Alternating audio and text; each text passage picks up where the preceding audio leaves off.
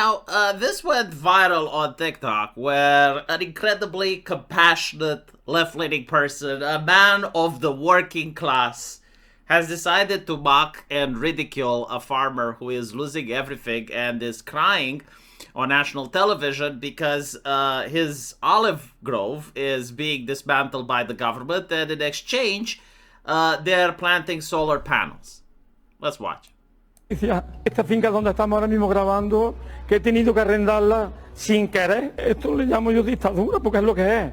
Esto es impropio de que por obligación tengas que arrendar o te expropian. Yo no quería ni una cosa ni otra y he tenido que entrar por el aro sin más remedio. Yo no es lo que he deseado toda mi vida trabajando para tener estas cosas y ahora fíjate lo que te encuentras. A ver, estamos de acuerdo en que es una putada. Okay, so the reason people are fascinated is that there is a cognitive dissonance between the way left-leaning people present themselves versus the reality. And before the internet, most people didn't know this, but now as it's becoming more and more exposed, people are genuinely, truly disgusted. The main reason is that most of individuals like myself, especially from Eastern Europe, have at least one grandmother or one grandparent that did live in a rural area. And we understand that for them, farming is not a job, like when you go to Amazon and you work in a warehouse and then you come back. For them, farming is actually a way of life.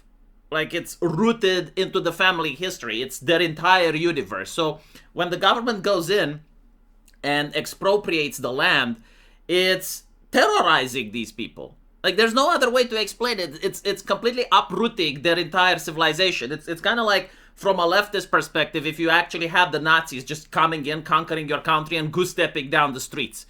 That's how they feel, right? But of course, chances are most left-leaning people do not even realize this because they come from urban places, which, again, explains it, because a person that has connections to a rural area would view this as a tragedy. Even if they were to say, well, you know, we need to save the planet, they would still not go and mock the person that is suffering on television. And so why is the mocking important? Well, first of all, it's the ideological dehumanization. The communists require to steal other people's shit, to vandalize other people's property. And they also require to feel good about it. They have to be able to sleep at night after doing it. And so if you have stories with an old lady crying, that doesn't really fit the narrative. And so what they need is to dehumanize the person that they're fighting against, right? For them, this is not a rural farmer with a family. He is just a reactionary rural anti-green propaganda that has to be destroyed. And you'll see a lot of Western authoritarian movements. In fact, like, this is the staple of most authoritarian movements, is the complete dehumanization of the enemy. They stop becoming an individual that has a story and a family, and they just become the reactionary, the degenerate, the racist, the bigot, like whatever label is required in order to justify society attacking and destroying them without any sort of moral repercussions. The second one, of course, is the class contempt disguised as progress. Most people in the urbanites, they view themselves as intellectuals. They look down on the farmers. There is a reason why people say that the European Union operates on the pragmatic idea of fuck the people who make our food. Because the food is out of sight, out of mind. A person in a city has never seen a cow. A person in a city has never seen a chicken. They have never seen one being killed. They have never killed a chicken in their entire life. This is why they're wasteful. This is why they throw away food.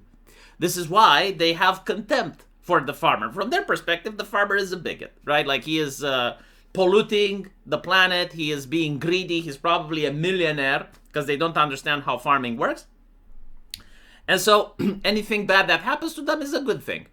Because from the perspective of an individual in the city, food just appears at the supermarket.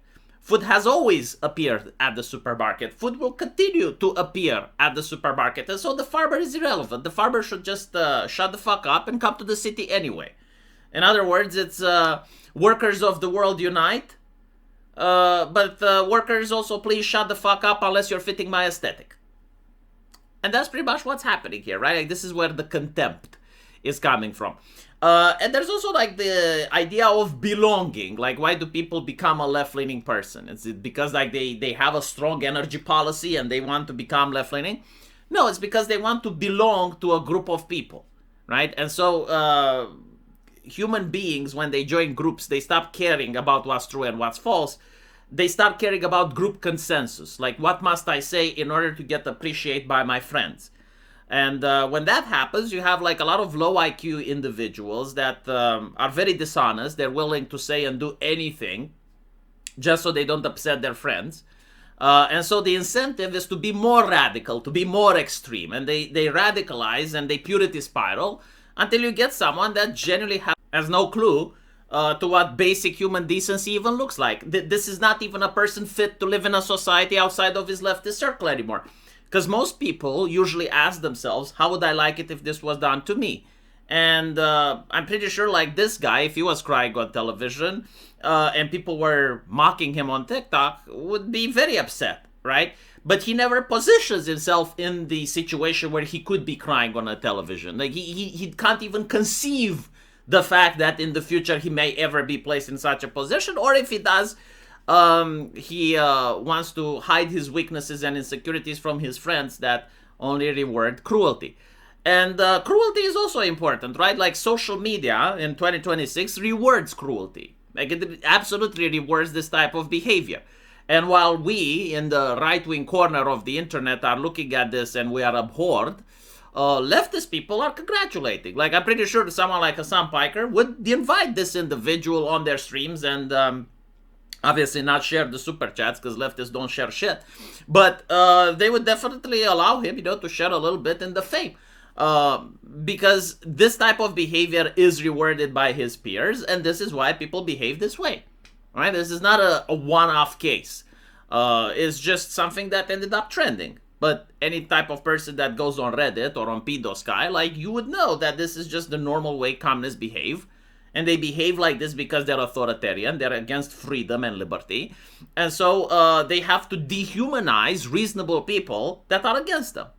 Authoritarians want you to believe that their way is the only way possible. Like, there aren't multiple choices, right? It's not like you can have different picks on what people should do. It's like, no, there is just one choice, their choice, and usually if you join them, you have to subjugate yourself to them and their morality and their opinions. And so this is performative, right? Like, he's having to perform to his friends that, look, even in a case where I see a farmer crying, I have no pity, I have no mercy because he's an anti-reactionary. Let me know what you guys think, though, and as usual, I will see you in the comment section. Take care.